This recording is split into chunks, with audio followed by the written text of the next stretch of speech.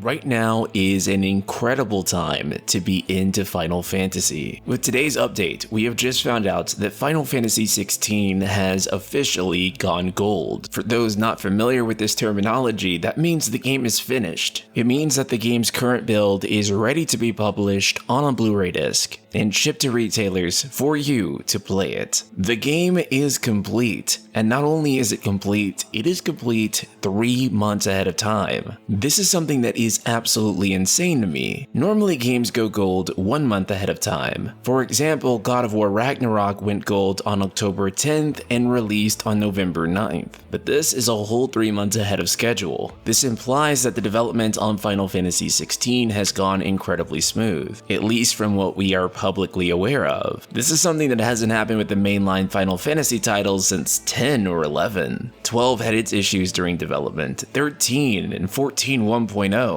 Final Fantasy XV, I need not elaborate. Final Fantasy VII Remake firing its original developer in the middle of development. This has had none of these issues, at least that we know about. Also, considering that this is running on a custom engine and hasn't revealed any technical issues or caused any delays, this is the very first time, perhaps, that we've seen Square Enix produce a custom engine that isn't held together by duct tape and Elmer's glue. Bear in mind, this is something that they've been trying to get right since the PS3 generation, and it looks like they've finally done it. And today, we got even more Final Fantasy XVI goodness for you, so please hit that subscribe button. We are trying to close in on 100k subscribers this year, as we push forward to the release of Final Fantasy XVI. So hit that button and let's grow our community even further, because indeed, we have some more Final Fantasy XVI news today. This first observation today comes from Reddit user FrozenFP, who observed that in the recent PAX East footage that much like Final Fantasy XIV, you'll be able to summon your Chocobo mount at will whenever exploring the field. As you can see in the bottom right corner here, by simply pressing R3, you'll be able to summon your Chocobo. Now, plenty of other games do this, Elden Ring, The Witcher 3, heck even Ocarina of Time, but it's been a while since you've been able to just quick summon a Chocobo like this. It's quite nice, and it's going to make traversal over Final Fantasy XVI's massive world a lot easier, which emphasizes that while this is not an open world game, you are going to have several massive zones which you can explore. The developers have also recently done another interview with PlayStation Blog, talking yet again about the power of the PS5 and how Final Fantasy XVI harnesses it. This mostly repeats how the SSD and the size of the memory are what make this game possible, and how without those things it would be a much more difficult game to develop. But they talk about some other interesting things too, like for example, quote, Final Fantasy XVI will be the first fully fledged action RPG in the history of the series. It's a bold move to abandon the command system entirely. What was your aim with this? That's right. When it came to designing Final Fantasy XVI, we wanted to see what would happen if we took it in a new direction and made it fully an action RPG. We fine-tuned the gameplay so that when you take the DualSense controller in your hand, your every input produces a reaction that you can really feel. One of the main features of the battle system is the wide range of iconic abilities that Clive can unleash. This results in a great deal of freedom in how players can approach battle. There are also icon-on-icon battles where players control the series' famous summons directly to add to the action. It's a non-stop, white-knuckle ride from start to finish. I really like the haptic feedback in the DualSense controller, so it's going to be really cool to know that the game is going to take advantage of that, and you're really going to be feeling that feedback when you're ripping through enemies. He also says when using the DualSense that, quote, there are certain sections where the player will have to open heavy doors or lift up portcullises, and we use adaptive triggers there to put across the feeling of effort and resistance. They are also used when riding chocobos. The haptic feedback can produce extremely subtle vibrations, which we can use to create a heightened feeling of presence in cutscenes. We converted sound effects used in each scene's haptic feedback data, which lets us portray details that we've never been able to before, like the movements of the air. Takai was also asked what other PS5 games have impressed you. From a developer point of view, how did you feel they took advantage of the PS5's capabilities? With him of course saying, I think God of War Ragnarok is a fantastic game. It's a seamless experience from beginning to end and paints a perfect picture of the relationship between a father and his son. Of course, Takai is notably a huge God of War fan, and this is no surprise with Final Fantasy XVI drawing a lot of inspiration from God of War. I already look forward to the turn-based purists in the comments section writing their lengthy comments about God of War, Devil May Cry,